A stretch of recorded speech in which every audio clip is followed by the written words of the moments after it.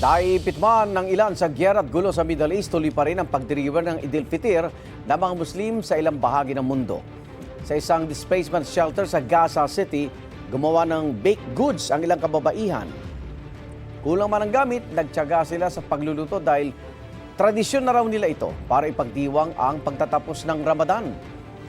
Sa Erbil, Iraq, nakalagay na ang Eid decorations at nakalatag na ang maraming nagtitinda.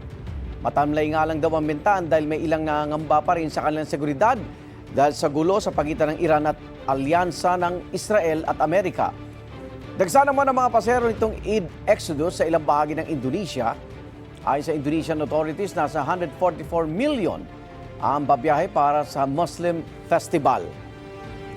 Siksikan din ang sitwasyon sa ilang terminal sa Lahore, Pakistan.